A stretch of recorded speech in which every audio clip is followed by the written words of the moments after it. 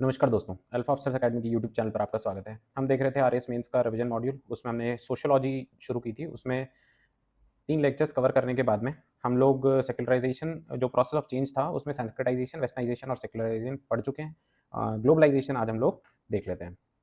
तो ग्लोबलाइजेशन वैश्वीकरण होता क्या है? ये आपके इकोनॉमिक्स में भी ये टॉपिक है, तो थोड़ा-सा इसकी जो डेफिनिशन है एटलीस्ट वो ध्यान से पढ़ लेना। Globalisation is what free movement of goods, services, persons and information across national boundaries. जैसे कि आपको पता होगा जो भारत में एलपीजी रिफॉर्म्स 1991 के बाद में हुए, चाइना में यही रिफॉर्म्स 1980s में हुए। वैसे ही सिमिलरली होल वर्ल्ड में ऐसे रिफॉर्म्स कुछ 1980s और 90s के बीच में ये रिफॉर्म्स हुए। उसके बाद में जो एलपीजी में जो जी वाली अवधारणा है ग्लोबलाइजेशन की, वो ग्लोबलाइजेशन से पूरी वर्ल्ड की इकोनॉमी को एक अच्छा बूस्ट मिला। अच्छा बूस्ट मिला और खास तौर पे वो नेशंस जो डेवलपिंग नेशंस थे, उसको बहुत इम्प्रूवमेंट अपनी इकोनॉमी में देखने को मिला। तो फिर ये जो कंसेप्ट है ग्लोबलाइजेशन का, ये इंपॉर्टेंट कंसेप्ट बन जाता है। फिर देखें अपन यहाँ पर जो चीज़ें अपन ने लिखी हुई है, it is a process of geographical rearrangement as a result of which the social environment can no longer be limited in terms of territorial sites, distances and boundaries. ठीक है, ये वैश्वीकरण का जो कंसेप्ट है बेसिक यही है कि देयर हैज जो ज्योग्राफिकल बाउंड्रीज हैं उसके बियॉन्ड भी बाउंड्री है। जो हम लोग इंडियन जो पर्सपेक्टिव है उसमें वासुदेव कुटुंबकम का जो जो अवधारणा है वो ग्लोबलाइजेशन ही तो शो करता है। तो फिर it is a process of increasing interdependence, interconnectedness and integration between different economies and societies to such a level that events in one part of the world begin to effect people in other parts of the world. ठीक है, अगर recession USA में आया तो USA का जो recession होगा ना सर, वो आपके इंडिया के मार्केट को इतना डाउन कर देगा।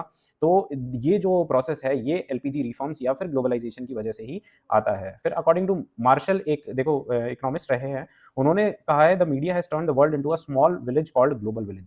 ग्लोबल विलेज की अवधारणा डेवलप होती है और उन्होंने कहा है कि सब कुछ इतना इंटरकनेक्टेड है, तो ये जो पूरी दुनिया है ये ग्लोबल विलेज है। और स्लोगन ग्लोबलाइजेशन के लिए दिया हुआ है one earth, one nation and one citizenship. फिर ग्लोबलाइजेशन के कुछ पैरामीटर्स हैं और वो 4 पैरामीटर्स क्या-क्या हैं? Allowing free flow of goods by allowing trade barriers between countries, है ना? बाय अलाउइंग या removing trade barriers between countries to create environment for free flow of capital between countries. ऐसा एनवायरनमेंट क्रिएट करना जो कि free flow of capital जहाँ पर हो सके। फिर फ्री ट्रांसफर ऑफ टेक्नोलॉजी, चाहे आप एफटीए देख लो इकोनॉमिक्स में, है ना? एफटीए जैसे एग्रीमेंट्स होंगे। फ्री ट्रांसफर ऑफ टेक्नोलॉजी तो देखो वैसे पूरी दुनिया करती नहीं है, पर हाँ ऐसी टेक्नोलॉजी जरूर ट्रांसफर कर सकती है जो स्ट्रैटेजिकली, है ना, सामरिक रूप से जो ज्यादा इंपॉर्टेंट नहीं होती है, वैसी टेक्नोलॉजी इजीली ट्रांसफर कर देते हैं। फिर creating an environment for free movement of labour in the world. ठीक है, आपको पता ही होगा India is a biggest receiver of remittances, है ना? रेमिटेंसेस का अभी मेरे को डाटा तो खुद भी याद नहीं है, पर ये डाटा मैं टेलीग्राम चैनल पे डाल दूंगा। आप इंपॉर्टेंट डाटा है, आप याद रखना। और बिगेस्ट रिसीवर ऑफ रेमिटेंस क्यों है? क्योंकि जो एलपीजी रिफॉर्म्स हुए उसके बाद में पूरे वर्ल्ड में हमारे यहाँ से लेबर जाना, चाहे वो फिजिकल लेबर हो, चाहे स्किल्ड लेबर हो, चाहे अनस्किल्ड लेबर हो। आपको पता होगा जो यूएई जो है वहाँ पर, ओमान में और अलग अलग जगह पर, यूएसए में देख लो हमारे जो स्किल्ड टेक्नीशियंस हैं, जो टेक्निकली स्किल्ड लोग हैं, वो लोग कितने ज़्यादा हैं, तो वो लोग हमारे रेमिटेंसेस को बढ़ाते हैं। फिर हिस्ट्री ऑफ ग्लोबलाइजेशन के बारे में बात करेंगे। तो कंसेप्ट ऑफ वासुदेव कुटुंबकम जो हमने बात की, the whole world is one family, है ना? ये आपको याद होगा, वन वर्ल्ड वन फैमिली वाला जो कंसेप्ट है, G20 को भी आप यहाँ पर मेंशन कर सकते हो। फिर is found in ancient Indian literature. फिर एंशिएंट सिल्क रूट, देखो आज के टाइम पर इतने सारे कॉरिडोर्स दुनिया में बन रहे हैं, चाहे चाइना हो, चाहे यूरोप हो, चाहे इंडिया हो।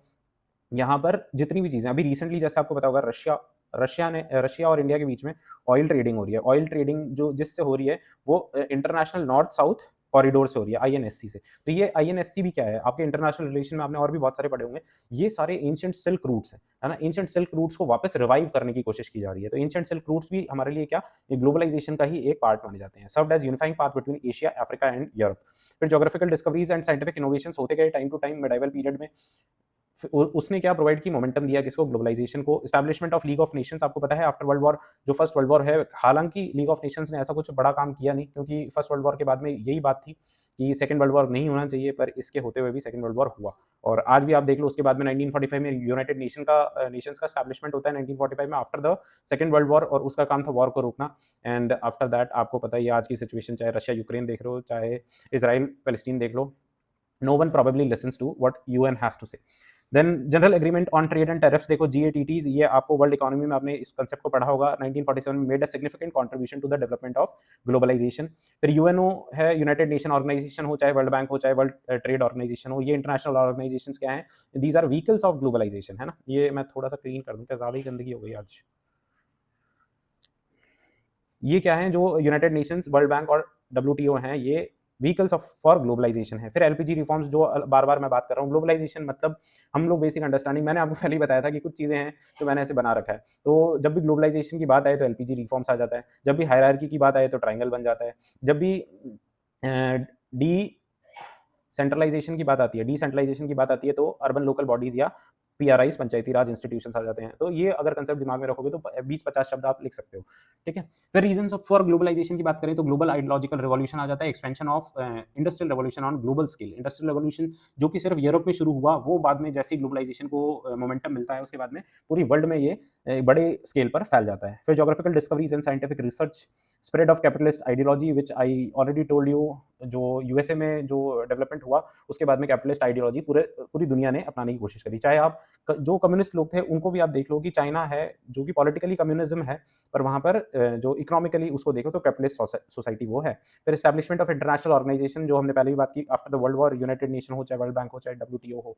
फिर डिसइंटीग्रेशन ऑफ यूएसएसआर इन 1991, तो उसके बाद में जो इमरजेंस हुआ वो यूनिपोलर वर्ल्ड का हुआ। आपको पता होगा 1991 से पहले यूएसएसआर और यूएसए, है ना, यूएसएसआर और यूएसए ये दो पोल्स थे, है ना। अब ये पोल अकेला बच गया और शायद आने वाले टाइम में चाइना एक पोल डेवलप हो जाए, आने वाले टाइम में इंडिया एक पोल डेवलप हो जाए, पर यूनिपोलर वर्ल्ड बन गया इमरजेंस ऑफ, तो ये ग्लोबलाइजेशन का एक बड़ा कारण बना। Role of media, free flow of information, जो हमने ग्लोबल विलेज की अवधारणा दी, उसमें रोल ऑफ मीडिया बहुत बड़ा रोल है। आईटी रेवोल्यूशन चाहे उसको कह लो, global expansion of values like democracy, humanism, मानववाद ने बहुत बड़ा रोल इसमें प्ले किया। फिर common global problems like terrorism, climate change, चाहे ये कह सकते हैं अपन कि जो डेवलप्ड नेशंस हैं उनको क्लाइमेट चेंज से बहुत ज़्यादा उनकी परवाह नहीं है, पर वो बातें तो करते हैं, तो बातें कर रहे हैं, वही बहुत बड़ी बात है उनके लिए।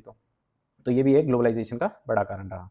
फिर डायमेंशंस और इम्पैक्ट्स ऑफ ग्लोबलाइजेशन, ये शायद स्लाइड में थोड़ा सा ओवर यूज़ हो गया कलर्स का, बट एनीवे आई होप ये दिख रहा है। Dimensions and impacts of globalisation देखें तो इकोनॉमिक डायमेंशन देखें तो उसके कुछ पॉजिटिव्स और नेगेटिव्स देखते हैं। फिर सोशो कल्चरल डायमेंशन के कुछ पॉजिटिव नेगेटिव, फिर पॉलिटिकल और इसके ग्लोबलाइजेशन एंड टेक्नोलॉजिकल डेवलपमेंट के देखें। तो एक एक करके देखो। इकोनॉमिक डायमेंशन में देखो तो refers to free flow of goods, तो ये सीधी इकोनॉमिक अवधारणा ही है। पॉजिटिव में देखेंगे इंक्रीज इंटरडिपेंडेंस है, it fuelled growth, increase per capita income in developing और developed nations, living standards increase हो गए, क्रॉस बॉर्डर इन्वेस्टमेंट जाने लगा। हमारे यहाँ पे देख लो आप एफडीआई या एफआईआई जो है फॉरेन एफपीआई या एफडीआई, है ना। फिर इंफ्रास्ट्रक्चर डेवलपमेंट हुआ, एम्प्लॉयमेंट बढ़ा। नेगेटिव्स में देखो तो एक्यूमुलेशन ऑफ जो वेल्थ है उसको प्रमोशन मिलता है, ठीक है। पिछले लेक्चर में हमने ऑक्सफैम की जो रिपोर्ट पढ़ी, 1% के पास तो कितना है 57% और 50% के पास में है 1% धन।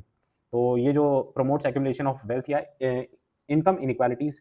फिर डिस्ट्रक्शन ऑफ लोकल इंडस्ट्रीज, है ना। ग्लोबलाइजेशन आ जाता है, हजारों करोड़ का जो इन्वेस्टमेंट कर रही है कंपनीज, तो उससे पहली चीज क्या डिस्ट्रॉय होती है, पहली चीज लोकल इंडस्ट्रीज ही डेवलप डिस्ट्रॉय होती है। फिर मैकेनिज्म ऑफ इंडस्ट्रीज, मैकेनिज्म नहीं है ये, मैकेनाइजेशन ऑफ इंडस्ट्रीज है। तो मशीनीकरण जब इंडस्ट्रीज का हो गया तो हमारे लिए ये नेगेटिवली रोल प्ले किया, क्योंकि जॉबलेस जो ग्रोथ है वो हमको देखने को मिली। फिर सोशो कल्चरल जो डायमेंशन है उसमें देखो, इसमें free flow of cultural ideas है, तो ये भी ग्लोबलाइजेशन का ही एक कंसेप्ट है। उसमें पॉजिटिव में देखो तो contact with new culture, propagation of Indian culture, encourage value of freedom in society. आप देखो ओशो जैसे महान आदमी अमेरिका में जा करके और भगवान बन जाते हैं, तो ये इंडियन कल्चर का प्रोपगेशन ही होगा, है ना। पॉजिटिव में देखें। नेगेटिव में देखें तो ओवर पावर्ड इकोनॉमिक एस्पेक्ट और रिलीजियस एस्पेक्ट, इसने मटीरियलिज्म ने क्या बना दिया, इंसान को सिर्फ मटीरियल के पीछे भागने वाला इंसान बना दिया, जो कि अच्छा नहीं माना गया। फिर उसके अलावा देखो कंज्यूमरिज्म को प्रमोट करता है, मटीरियलिज्म को प्रमोट करता है, तो ये चीज़ क्या है, सोसाइटी को वीकन करती है, अफेक्ट करती है institution such as family. Family as an institution, जब ये इंडिविजुअलिज्म की जब हम बात करते हैं तो फैमिली एज एन इंस्टीट्यूशन बहुत अफेक्ट होती है इस चीज़ से। फिर पॉलिटिकल डायमेंशन में देखें तो free flow of political values हुआ, और पॉजिटिव में देखो तो इंटरडिपेंडेंस इंक्रीज हुई, इंटरनेशनल पीस एंड कोऑपरेशन की भावना जो आर्टिकल 51 में हमारे डीपीएसपी में देखने को मिलती है। फिर गुड गवर्नेंस से हम लोग गुड गवर्नेंस की तरफ मूव हुए, which give rise to concept of global citizen, ठीक है। हम एक कंट्री के सिटीजन नहीं है, ग्लोबल सिटीजन है। फिर नेगेटिव में देखो affected sovereignty of state, Weeknd the concept of welfare state, क्योंकि सॉवरेनिटी हर कोई आकर के आपकी कश्मीर इशू है, यूनाइटेड नेशन में चले गए तो कोई भी कंट्री आकर के कोई भी बयान दे दे रहा है, तो ये सॉवरेनिटी ऑफ स्टेट के लिए अच्छी चीज़ नहीं है। फिर ग्लोबलाइजेशन एंड टेक्नोलॉजिकल डेवलपमेंट में बात करें तो पॉजिटिव में give rise to economic revolution, social revolution, e governance, advance military. जबकि नेगेटिव में डिजिटल कॉलोनाइजेशन हो गया, डिजिटल इनसिक्योरिटी क्रिएट हो गई, साइबर टेररिज्म जैसी नई चीज़ें हमको देखने को मिली, डिजिटल डिवाइड जो हमने बात की, इनकम इनइक्वालिटी और डिजिटल डिवाइड साथ साथ में चलते हैं, है ना, दे गो हैंड इन हैंड। फिर इंक्रीज एनवायरमेंटल प्रॉब्लम्स, ग्लोबलाइजेशन की वजह से, इतना ज़्यादा टेक्नोलॉजिकल डेवलपमेंट की वजह से, एडवांसमेंट की वजह से एनवायरमेंटल प्रॉब्लम्स हमको देखने को मिलती है। फिर दो अवधारणाएं आती हैं, ग्लोकलाइजेशन एंड ग्लोबलाइजेशन। ग्लोकलाइजेशन तो सीधा है ग्लोबल और लोकल का मिक्सचर। अब जैसे कि शब्द से भी हमको ग्लोबलाइज़ेशन को जियो लोकलाइज़ेशन भी बोलते हैं और ये मिक्सचर है ग्लोबल और लोकल का। जैसे कि आपको देखने को मिलता होगा भांगड़ा पॉप, वैसे तो मैंने भी कभी ये सब कुछ सुना नहीं है, पर आप देख लो, मैं भी यहीं यहाँ पर ही पढ़ा है मैंने पहली बार। तो ये ग्लोकलाइज़ेशन या जियो लोकलाइज़ेशन में क्या है, mixture of global and local, है ना? भांगड़ा पॉप हो गया, इंडी पॉप हो गया, ये म्यूज़िक है, तो ये ग्लोबलाइज़ेशन बताते हैं। फिर एक कांसेप्ट है ग्लोबलाइज़ेशन, है ना? ग्लोबलाइज़ेशन क्या है कि आप कोई ग्लोबल इंडस्ट्री हो या फिर आप किसी देश में काम करने वाली एक बड़ी एमएनसी हो और आपको दूसरे देश में जाना है, तो आप उसके कल्चर के हिसाब से अपने आप को ढालोगे, है ना? आप उसको बोलोगे क्या, हम भाई तेरे क्या हैं, ब्रो हैं। तो ये ग्लोबलाइज़ेशन का कांसेप्ट है। इसमें refers to activities of large organisations और countries that try to impose themselves at local level to increase their influence and profit. जैसे कि यहाँ पे एग्जाम्पल लिखा हुआ है, मैकडॉनल्ड्स में जो है वो selling vegetarian products during Navratri. Navratri में वेजिटेरियन प्रोडक्ट, जैसे कि मैं आपको बताऊँ कि भिलवाड़ा राजस्थान में एक जगह है। तो भिलवाड़ा में है ना, एक बार मैं गया तो मुझे वहाँ पे देखने को मिला कि वहाँ पर बहुत यूनिक चीज़ है। वहाँ पे जैनिज़्म का बहुत अच्छा वो है, प्रमोशन है, जैनिज़्म का प्रमोशन है। वहाँ पे वेजिटेरियन लोग बहुत ज़्यादा हैं, तो वहाँ पे जो डोमिनोज़ था वो वेजिटेरियन था। वह सिमिलरली अहमदाबाद में भी मैंने देखा, नवरात्रि में जो डोमिनोज़ होता है वो नॉन वेजिटेरियन फूड सेल नहीं करते हैं। फिर पॉपुलैरिटी ऑफ क्रिसमस और वैलेंटाइन्स डे, जैसे वैलेंटाइन्स डे तो कौन नहीं जानता, वैलेंटाइन्स वीक कहना चाहिए अब तो। तो ये ग्लोबलाइज़ेशन का कांसेप्ट है। फिर इम्पैक्ट ऑफ ग्लोबलाइज़ेशन इंडिया पे क्या इम्पैक्ट होता है? अलग-अलग जगह पे इम्पैक्ट हम लोग देखते हैं, चाहे यूथ पे हो, चाहे एग्रीकल्चर, चाहे वुमेन हो, चाहे ये सारे इम्पैक्ट हम लोग एक-एक करके बात करते हैं। तो इम्पैक्ट ऑफ ग्लोबलाइज़ेशन इंडिया पर ओवरऑल देखें तो मल्टी डायमेंशनल इफेक्ट्स होते हैं ग्लोबलाइज़ेशन के, which are reflected in individual, society और कल्चर। जो ग्लोबल अपैरल का ट्रेंड है, आप जीन्स पहनने लग गए तो ये ग्लोबलाइज़ेशन के कारण ही है। Increase in English speaking people, है ना? इंग्लिश को ग्लोबल लैंग्वेज माना जाता है, तो ये ग्लोबलाइज़ेशन का इफेक्ट है।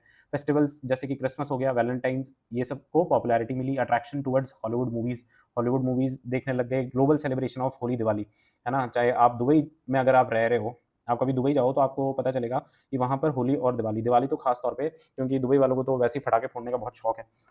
तो वहाँ पर ग्लोबल सेलिब्रेशन में आप होली दिवाली का देख लो, चाहे दुबई में हो, चाहे न्यूयॉर्क में टाइम्स स्क्वायर में, आपको हमेशा ऐसी भीड़ देखने को मिल जाएगी। फिर चेंज ऑफ फूड हैबिट्स, है ना? हम लोग पिज़्ज़ा और बर्गर खाने लग गए। ग्लोबल सेलिब्रेशन ये वापस रिपीट हो गया, है ना? इंक्रीज़ पॉपुलैरिटी ऑफ योगा, मैंने बताया यूएसए में ओशो जैसे गुरु को भगवान बना दिया। आयुर्वेदा, ग्लोबली आयुर्वेदा को बहुत ज़्यादा प्रमोशन मिल रहा है। डिक्रीज़्ड इंपॉर्टेंस ऑफ मैरिज, ठीक है? नेगेटिव हो चाहे पॉजिटिव हो, पर पॉइंट है इंक्रीज़्ड डिवोर्स रेट्स। तो ये इम्पैक्ट है क्या, ग्लोबलाइज़ेशन ऑन इंडिया। और फिर impact of globalisation on caste system, तो कास्ट सिस्टम देखो वीक हो गया, ऑक्यूपेशन जो कास्ट बेस्ड ऑक्यूपेशन थे वो डिक्रीज हो गए। प्रैक्टिस ऑफ अनटचेबिलिटी, है ना, ये भी डिक्रीज हो गई। इंटरकास्ट मैरिजेस इंक्रीज हो गई, कास्टिज्म तो बढ़ा ही है ग्लोबलाइजेशन की वजह से। तो ये आई होप ये सेल्फ अंडरस्टूड पॉइंट्स हैं। इम्पैक्ट ऑफ वुमेन की बात करें तो increase in health education employment, increase in self reliance and confidence, decrease crime rates, increase freedom, acceptance to single motherhood and live in relationship जैसे concept जो global concepts हैं या फिर वेस्टर्न कंसेप्ट्स हैं, उनको एक्सेप्टेंस मिली। पार्टिसिपेशन इन डिसीजन मेकिंग, है ना, जो कि महिलाओं का काम सिर्फ किचन तक था, अब वो डिसीजन मेकिंग में पार्टनर्स हैं। फिर नेगेटिव रोल में देखो dual burden of domestic and office work, है ना, आप चाहे ऑफिस में जा रहे हो तो भी घर आके आपको डोमेस्टिक काम आपको ही करने हैं। आपके लिए वहाँ बैठा जो मर्द है, जो मेल है, वो आपके लिए काम नहीं करेगा, तो ये एक नेगेटिव इम्पैक्ट है। एक्सप्लॉयटेशन एट वर्क प्लेस में भी सिमिलर जो मेल और फीमेल जो डिफरेंसेस हैं वो आज भी एग्जिस्ट कर ही रहे हैं, तो ये हमारे लिए थोड़ी सी प्रॉब्लमेटिक धारणा है। जो इनकम इम्पैरिटी है कि आप सेम लेवल पर हो पर आप दोनों की सैलरीज अलग अलग हैं, मेल को ज़्यादा सैलरी मिल रही है, फीमेल को कम सैलरी मिल रही है, तो ये भी देखने को मिलता है। और सोशल मीडिया बुलिंग फीमेल्स की बहुत ज़्यादा होती है, तो ये ग्लोबलाइजेशन के इम्पैक्ट हैं वेमेन पे। फिर ये यूथ पे है, मैं देखो नोट्स दे दूँगा, आप पढ़ लेना पॉजिटिव और नेगेटिव में। फॉरेन एजुकेशन एक्सेसिबल हो गया यूथ के लिए, एम्प्लॉयमेंट अपॉर्चुनिटीज़ इंक्रीज़ हो गई, टेक्नोलॉजिकल एक्सेसिबिलिटी बढ़ी है, लिविंग स्टैंडर्ड इंक्रीज़ हुआ। नेगेटिव्स में देखो तो कंज्यूमरिज्म और मटीरियलिज्म जैसी चीज़ें, जो यूथ है, युवा है, उसको बहुत सारी मटीरियलिज्म जो वो बाद में देखने वाला था वो अभी पहले ही देख लेता है। फैमिली वैल्यूज़ डिक्रीज़ हुई है, ड्रग एंड अल्कोहल अब्यूज़ बढ़ा है। फिर इम्पैक्ट ऑन सोसाइटी और इंडियन फैमिली, तो इसमें पॉजिटिव इम्पैक्ट में देखो तो साइंटिफिक वैल्यूज़ इवॉल्व हुई हैं सोसाइटी में, ऑर्थोडॉक्सी डिक्रीज़ हुई है। पहले ऑर्थोडॉक्स कल्चर ज़्यादा था, पुराने विचारों के साथ में ओल्ड स्कूल कल्चर, अब पॉजिटिव, अब इसमें देखो फिर इंक्रीज़ होता है क्या, इंटरकास्ट मैरिजेस में। Trends of nuclear family develop हो गया। नेगेटिव्स में देखो, अब ये ट्रेंड्स ऑफ न्यूक्लियर फैमिली चाहो तो आप नेगेटिव में भी लिख सकते हो और पॉजिटिव में भी लिख सकते हो। फिर डिसोल्यूशन ऑफ जॉइंट फैमिली हो गया, lack of care for elderly हो गया, इंक्रीज जनरेशन गैप को इंक्रीज कर देता है और इंक्रीज सेंस ऑफ इंडिविजुअलिज्म को बढ़ा देता है। जो सामूहिक जो परिवार पहले रहा करता था वो अब इंडिविजुअलिज्म पर फोकस इसका ज़्यादा है। फिर इम्पैक्ट ऑन एग्रीकल्चर और कुछ इम्पैक्ट ऑन एनवायरनमेंट हैं, तो देख लेते हैं एक एक करके। इम्पैक्ट ऑन एग्रीकल्चर में देखो increase production of cash crops, use of technology increase हो गई, जीएम क्रॉप्स का कंसेप्ट आ गया, कॉन्ट्रैक्ट फार्मिंग जैसे मेथड्स आ गए, है ना। जीएम क्रॉप्स में, अच्छा जीएम क्रॉप्स के बारे में एक बात बताऊं तो जेनेटिकली मॉडिफाइड क्रॉप्स हैं, इसके कुछ पॉजिटिव्स और नेगेटिव्स और ये सारी चीज़ें आप मेंस के लिए देख करके जाना है इस बार। मेरे हिसाब से थोड़ा सा, क्योंकि मैं थोड़ा सा वो इंट्यूशनिस्ट हूँ, तो मुझे थोड़े से इंट्यूशंस कुछ आते हैं, तो I try and focus on them. तो जीएम क्रॉप्स ऐसा एक इंट्यूशन है। फिर increased exports, innovative techniques like drip irrigation etcetera, और कमर्शियल एग्रीकल्चर का प्रमोशन बढ़ा, चाहे इसमें आप फूड प्रोसेसिंग इंडस्ट्रीज का विकास, ये सारी चीज़ें भी लिख सकते हो। और एनवायरनमेंट में लास्ट में देखो तो पॉजिटिव, तो यूएन ने देखो बहुत सारे एनवायरनमेंट प्रोटेक्शन के लिए काम किए, adoption of sustainable development goals, ये भी 17 गोल्स हैं, याद रखना। Establishment of groups like United nation, international solar alliance, है ना, इंटरनेशनल सोलर अलायंस भी पढ़ सकते हो, गुरुग्राम में स्टैब्लिश्ड इंडिया और फ्रांस का कोऑपरेशन से। फिर emphasis on development of renewable energy resources. फिर नेगेटिव्स में देखो तो increased exploitation of resources, increase pollution, increase deforestation, whereas extension of, extension नहीं है ये, एक्सटेंशन है ना, एक्सटेंशन है। फिर कॉन्क्रीट जंगल्स या अर्बन जंगल्स, और इंक्रीज ह्यूमन एनिमल कॉन्फ्लिक्ट। तो ये बेसिक बातें हुई ग्लोबलाइजेशन के बारे में। तो कंक्लूजन में देखो, globalisation as a whole is neither a blessing nor a curse, we can not be separated from globalisation, so we have to follow the values of वासुदेव कुटुंबकम which unites the world with distinct identities. तो ये basic बातें globalisation के बारे में हमने की। हम लोग नेक्स्ट लेक्चर में जो चैलेंजेस बिफोर इंडियन सोसाइटी करके टॉपिक है वो देखेंगे, ठीक है। होपफुली जल्दी ये फिनिश कर दूंगा। I am trying to upload as many videos as possible. आप लोग अपने पेज पर इसको देख लेना, ठीक है। बहुत बहुत धन्यवाद, मिलते हैं नेक्स्ट लेक्चर में।